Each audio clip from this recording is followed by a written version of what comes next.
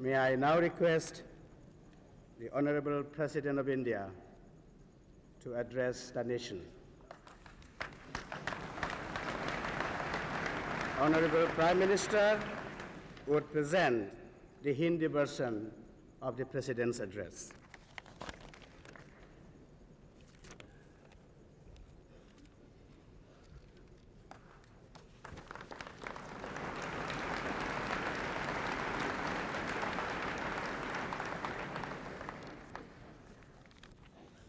Fellow citizens, freedom fighters from abroad, and friends.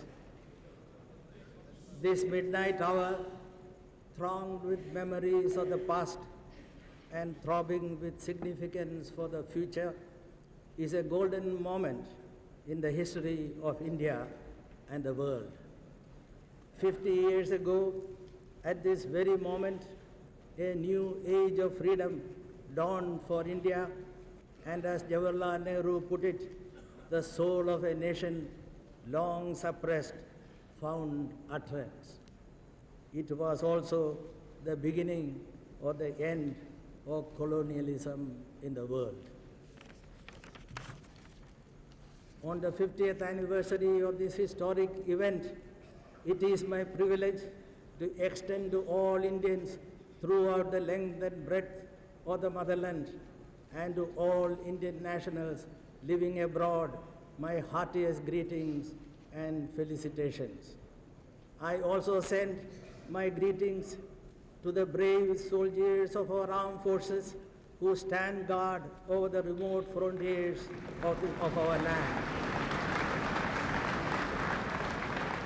At this moment of the midnight, let us bow our heads to Bharat Mata, whose children we are, and take a vow to serve her and the people of India regardless of caste, class, or creed, religion, language, or region.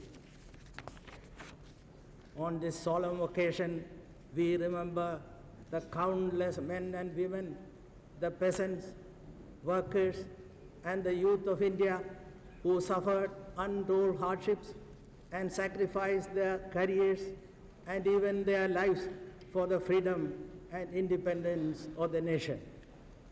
We pay our homage to Mahatma Gandhi, the father of the nation, to Netaji Subhash Chandra Bose and the Indian National Army, and the great men like Jawaharlal Nehru, Sardar Vallabhbhai Patel, Rajendra Prasad, Maulana Abul Kalam Azad, and a galaxy of others.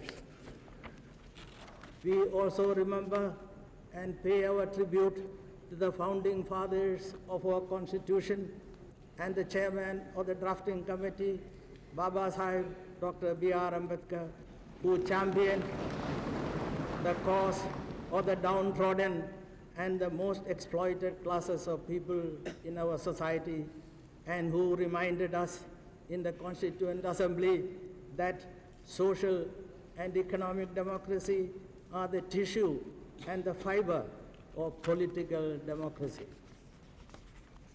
At this moment, we cannot forget the tragedy and the trauma of partition that cast a shadow on the first independence celebrations.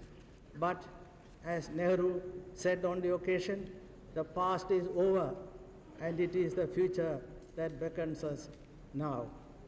That future seems to have arrived, with India playing its part in cooperation systems in South Asia, Asia, and the world. It is pertinent to reflect and ask on this occasion what we have achieved as a nation during the half century of our independence and what have been our shortcomings and our failures. I have no hesitation in telling you, my fellow citizens, that our achievements have been impressive in spite of many failures. First and foremost, we have succeeded in maintaining the unity of the nation and kept this vast country together. It is for the first time in our history that we have been able to put an economic content into the dream of unity that has haunted the mind of India over the ages and establish economic ties of interdependence between the diverse parts of the country. It is by clinging to our cultural values and our traditions of tolerance, to our composite culture and secularism, and to our economic and social development programs that we can maintain our unity. It is from this domestic base that our armed forces defended with valor the territorial integrity of the country during the last 5 decades. The greatest achievement of India since independence has been the establishment of a democratic system of government and politics. Indian democracy is a product of a complexity of factors. Several strands of thought and experience have gone into it.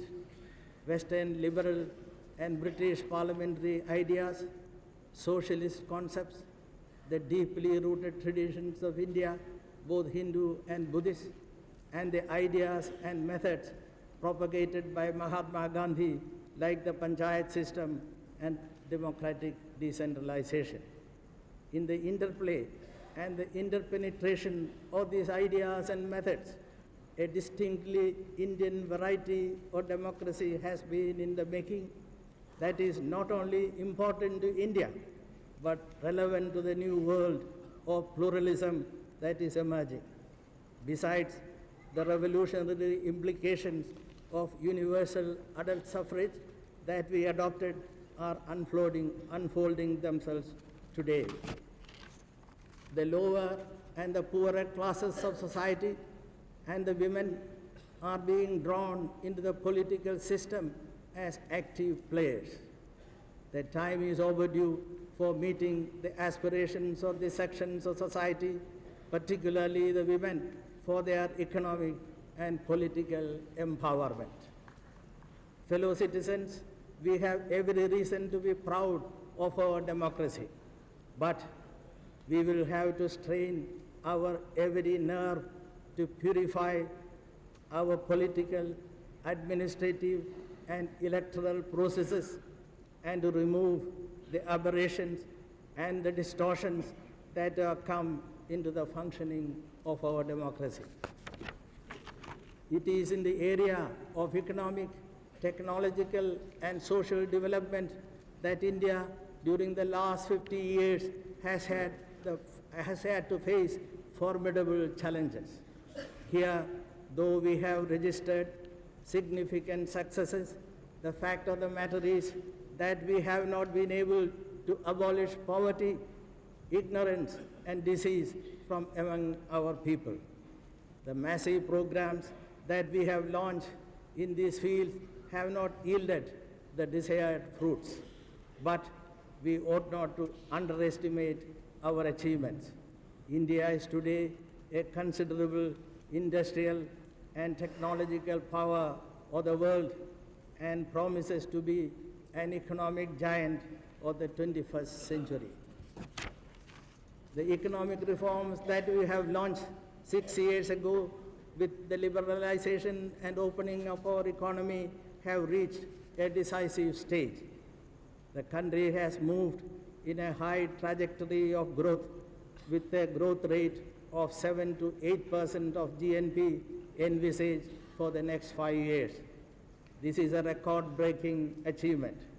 We have accomplished this by standing on the shoulders of our basic policies of self-reliance and social justice.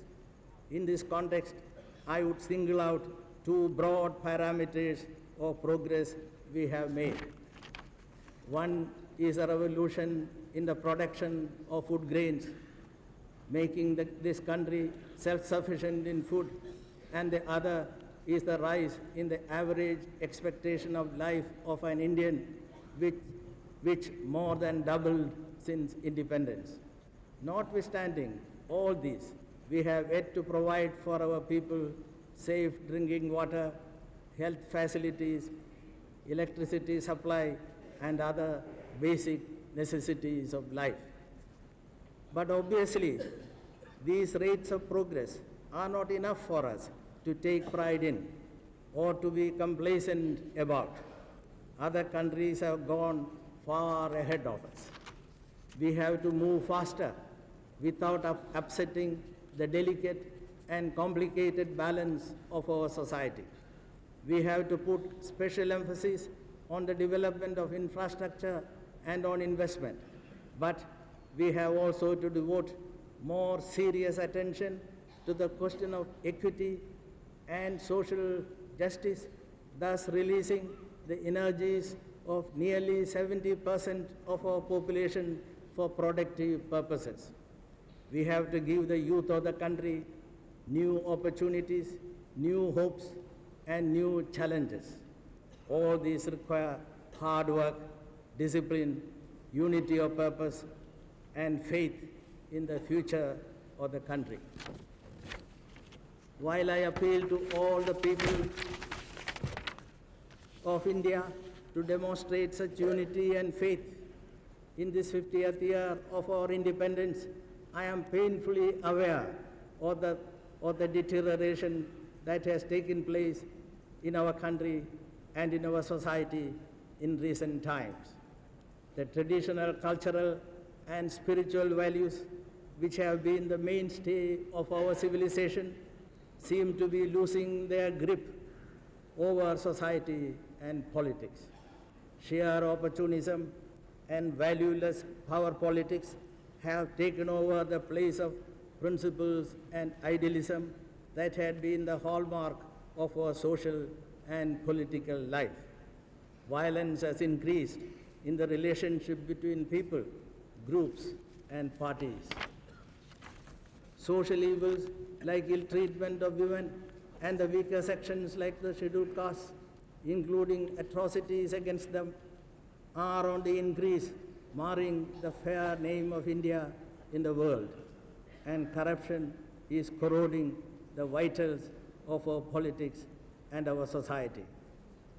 Mahatma Gandhi, with prophetic insight, had observed on the growing phenomenon of corruption as follows, and I quote, "Corruption will be out one day, however much one may try to conceal it, and the public can, as it is its right and duty, in every case of justifiable suspicion, call its servants to strict account, dismiss them, sue them in a low court, or appoint an arbitrator or inspector to scrutinize their conduct as it likes." Quotation ends. It seems the people have to be in the forefront of the fight against corruption, communalism, casteism, and criminalization of politics and life in the country. A social movement or a widespread national movement is needed to cleanse the system. Such a social movement need not merely be negative, but for positive purposes. Illiteracy, for example, has become a disgrace and the greatest obstacle against the progress of the country. Cannot we launch a mass movement for literacy involving the people, the students, the educated, unemployed, the teachers, public servants, and the private enterprises? In the same way, social movements are required for fighting poverty, population growth, and environmental degradation. In all this, I call for a new partnership between the government and the people. India has always had a vision of the world and a message for the world. It has played a crucial role in international relations and has every right to be in the central organs of the United Nations system. From the dawn of our civilization, we had believed that the world is one and humanity is a single family. In the dark and bitter days of the Cold War, it was this vision that Jawaharlal Nehru projected to the world through his policy of non-alignment and peaceful coexistence. Cold War is fortunately over today, partly due to the refusal of India and other non-aligned nations to join up with one or the other bloc and their efforts to promote detente and reconciliation between the two.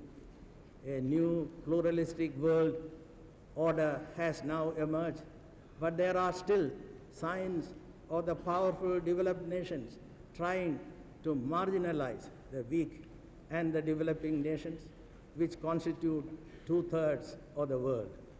And real disarmament and a world without arms remain a distant dream. In this context, India entertains a vision of the world as an association of free and independent nations in an interdependent world. Let us, on this 50th anniversary of our independence, dedicate ourselves to the welfare and happiness of the people of India, the peoples of Asia, and all humanity. Jai Hind.